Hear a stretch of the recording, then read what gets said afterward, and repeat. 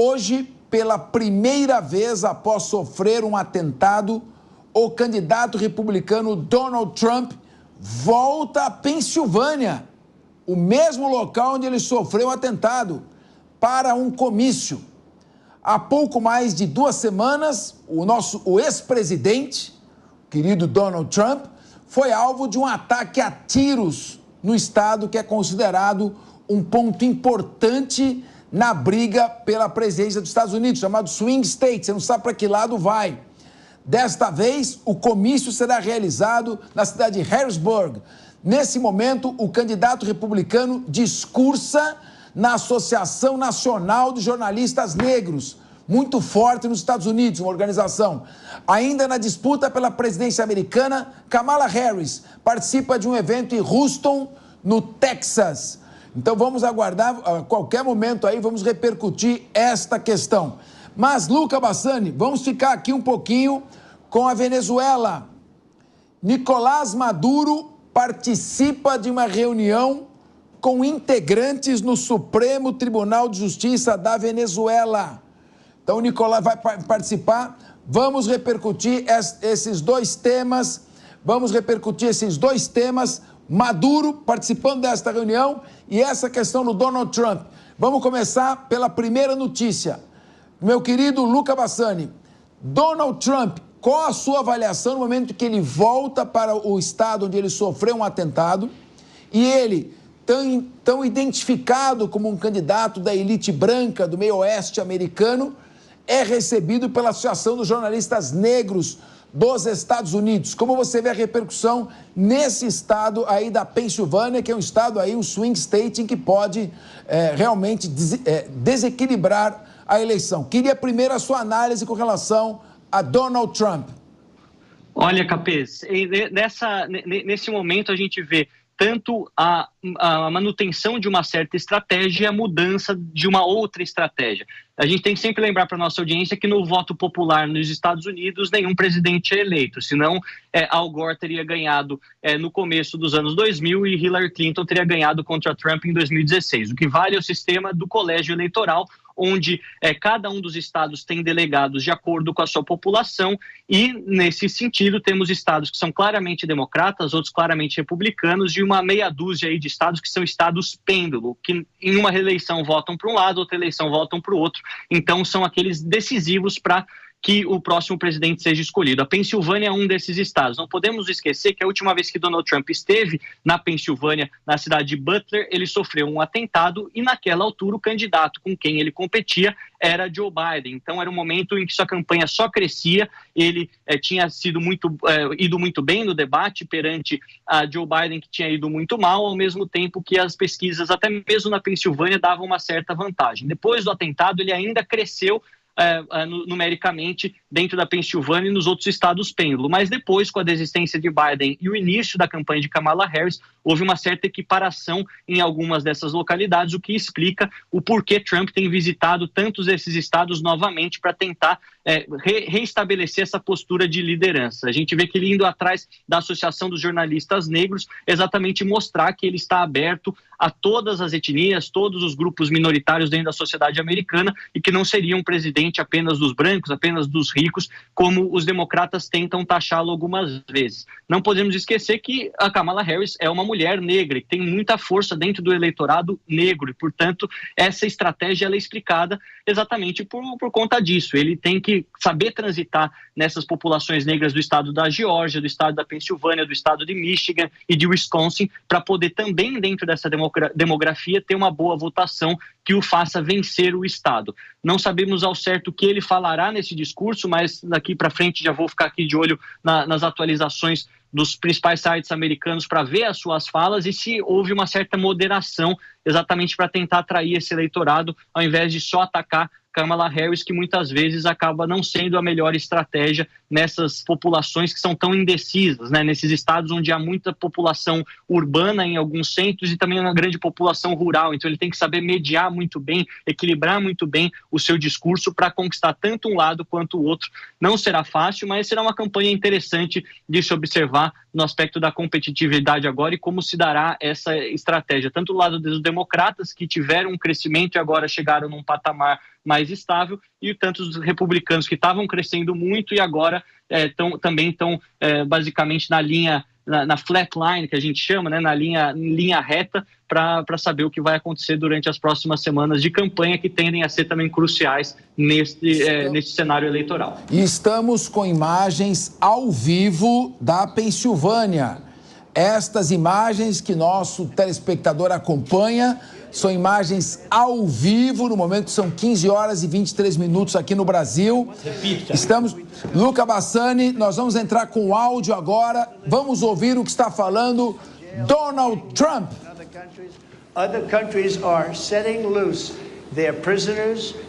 Outros países estão liberando seus prisioneiros.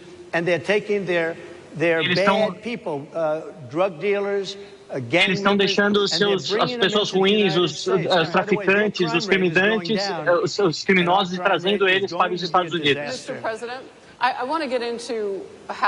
Senhor presidente, eu quero perguntar-lhe...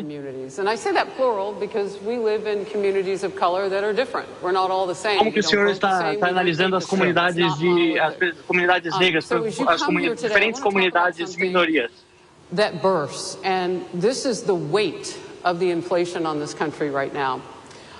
Eu quero falar como as questões econômicas têm a ver com isso, dizendo o peso da inflação para essas populações.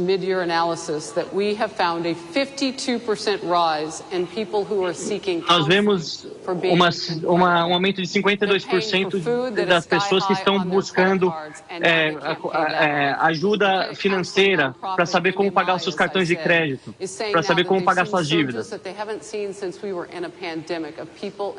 Está vendo um aumento disso desde a pandemia, de pessoas que estão numa situação econômica muito complicada. Como o senhor pretende melhorar isso nas questões relacionadas às mães solteiras, aquelas mães principalmente da comunidade negra? Primeiramente, eu gostaria de dizer que eu não estou escutando muito bem o que vocês estão falando, porque o equipamento talvez não seja muito bom. Eu consegui escutar todos, mas você não foi tão fácil. Não sei se eles podem consertar ou fazer algo em relação a isso. A inflação está completamente destruindo a nossa classe média, nossa classe trabalhadora, praticamente todas as classes. A inflação é um desastre no nosso país. A inflação é um destruidor de países, ela quebra todos os países. Eles dizem que é uma maior inflação nos últimos 58 anos, mas eu acho que é maior. Os juros também aumentaram muito, foram de 2,4% a 10%. As pessoas não conseguem comprar casas. Eles não têm mais o sonho americano. As pessoas jovens negras, eles não têm mais o sonho americano. Eles não podem emprestar dinheiro para comprar uma casa, emprestar dinheiro para outras coisas. O custo das casas, o custo dos prédios, o preço caro da inflação está destruindo o nosso país. Está destruindo a comunidade negra. Qual é o seu plano? O que nós temos que fazer é diminuir o preço da energia, e isso vai diminuir o preço da inflação, vai diminuir a inflação. Tudo isso é culpa de Joe Biden. Eu estava concorrendo com um homem chamado Biden, e ele estava perdendo muito, com uma distância muito grande em todas as pesquisas. Muitos dizem que é o pior presidente da história.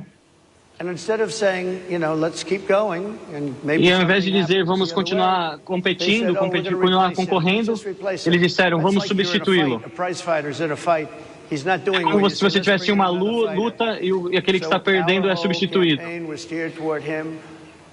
Toda a nossa campanha estava voltada em direção a ele, e agora temos que mudar a estratégia. Eles têm políticas muito ruins em relação a fronteiras abertas. Todas as políticas de energia também são ruins. Eles querem acabar com os carros a combustão. Eles querem acabar com os diferentes tipos de energia mais eficientes, e isso está acabando com o nosso país. Mas a inflação é o que está transformando os trabalhadores negros e a população negra mais pobre. A inflação tem sido uma das piores nos últimos 100 anos. Muitos falam que nos últimos 58 anos, mas em qualquer caso tem sido um dos piores índices para nossa sociedade. A inflação está completamente destruindo o nosso país, destruindo as pessoas do nosso país. I'm sorry? It's very clear. I hear you. Okay. Agora eu consigo escutar você. Someone from Illinois, an unarmed black woman, was shot the other day in her home. Uma mulher de Illinois negra foi morta na sua casa. You said police assassinada. would get immunity from prosecution if you win. Você disse que a polícia vai ter imunidade da procuradoria caso você seja eleito. In your opinion? Immunity? I don't know the exact case, but I saw something. Eu não sei o caso exatamente, mas eu disse algo. It didn't look good to me. It didn't look good to me. Esse caso não parecia muito bom nos meus olhos. Yeah, well, police unions are not backing this person either. But again, why would os sindicatos da polícia não estão ajudando essas pessoas? So why should he receive immunity? E por que ele deveria receber imunidade? Isso depende do que está acontecendo. Estou falando de pessoas que têm diferentes crimes. Por exemplo, em Chicago, alguns anos atrás, umas semanas atrás, eles tiveram 117 tiroteios e muitas mortes. Nós precisamos restabelecer a força das polícias, a dignidade das polícias. Eu não gostei nada desse caso. Vamos de volta à questão da imunidade.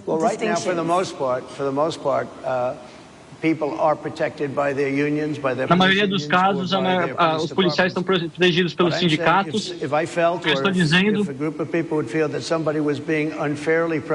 é que se alguma pessoa estava achando que estava sendo acusada de forma injusta pelo Estado ou fez algum erro honesto durante o seu trabalho, se essa pessoa fez de fato um erro, eu quero poder ajudá-lo de alguma maneira.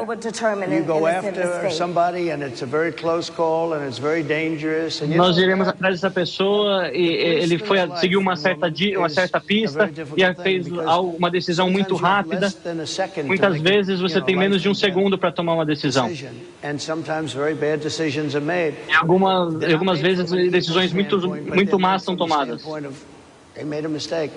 So I want to follow up really quickly. Muitos deles fizeram erros. I find it interesting because you do talk about reining in prosecutors, especially when it comes to prosecutors that are prosecuting you. Você está falando sobre trazer diferentes procuradores e como isso vai se aplicar na aplicação da lei.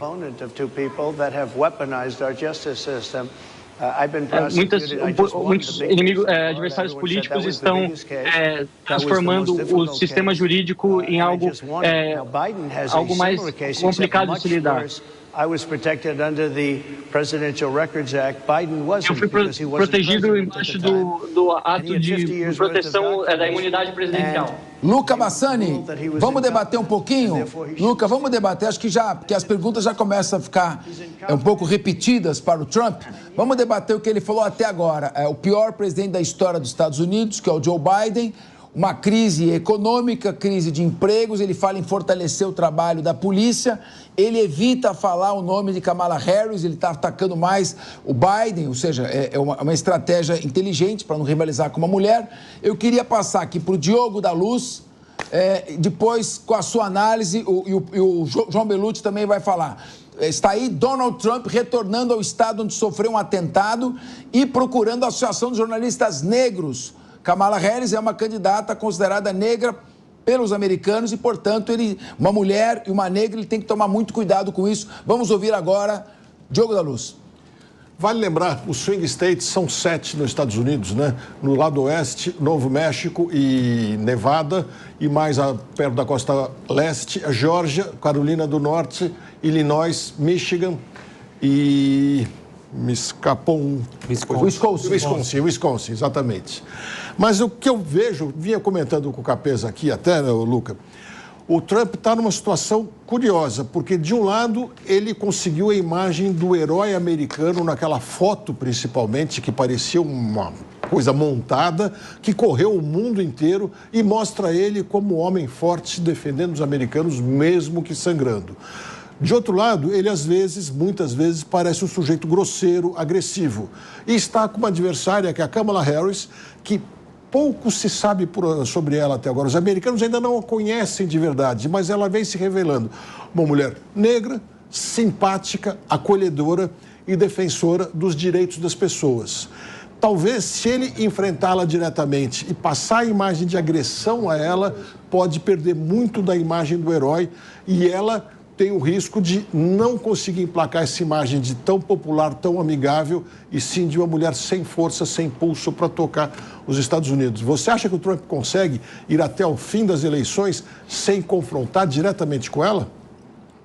Olha, Diogo, essa é uma questão extremamente importante de ser mencionada, até por conta da composição demográfica de cada um desses estados pêndulo que você acabou muito bem de mencionar. Se a gente olhar mais para região oeste, ou seja, Arizona e Nevada, a população minoritária, mas muito importante para que um candidato conquiste a ponto de ser eleito é a população latina, a população hispânica. Então, falar exatamente para essas populações que podem ou não mudar uma eleição, e muitos deles acabam sendo diretamente afetados pela questão migratória da fronteira entre o México e os Estados Unidos, e essas pessoas chegando diretamente naqueles estados, principalmente o Novo México, Arizona e depois indo para Califórnia e Nevada. Quando a gente fala da região leste, e aí principalmente o Midwest, né, essa região americana onde temos a Pensilvânia, Wisconsin, Minnesota, Michigan, aí a população negra é uma minoria muito mais importante. E nesse ponto ele tem que ser muito cauteloso com as palavras que ele usa, porque em outras eleições ele já foi muito cobrado em relação a isso, até grupos extremistas que declararam apoio a ele não condenou esse apoio, disse que não queria, de certa forma, mencionar ou comentar a respeito disso, e essas populações negras elas se sentem diretamente afetadas, ameaçadas por grupos radicais que no passado sempre perseguiram os negros. Então, na região de Pensilvânia, Michigan, e principalmente tendo como candidata opositora uma mulher negra, ele tem que falar diretamente em como ele vai ajudar essa população, e não no porquê a candidata atual, a Kamala Harris, seria pior do que ele. Eu acho que é mais importante se focar nas suas políticas. Eu, como empresário, como ex-presidente, eu vou fazer ponto A, B, C para ajudar a população negra que vive nas periferias das grandes cidades do Michigan, da Pensilvânia, de Wisconsin, e esse é o meu plano. Ao invés de ficar só criticando aquilo que Joe Biden fez ou deixou de fazer durante os últimos 4 anos, tendo Kamala Harris como a vice-presidente. A gente sabe que essas questões identitárias, a identificação do eleitor diretamente com um político, ela é fundamental em qualquer democracia, e nos Estados Unidos, por essas questões raciais serem ainda mais intensas do que temos no Brasil ou em outros países latino-americanos, nós vemos que é um ponto negativo e muito difícil para que Donald Trump e o seu vice, que também é um homem branco daquela mesma região, o J.D. Vance, consigam convencer essa população tão crucial para que se vença a eleição nesses estados. Luca Bassani, muito obrigado mais uma vez por sua participação e valiosas considerações.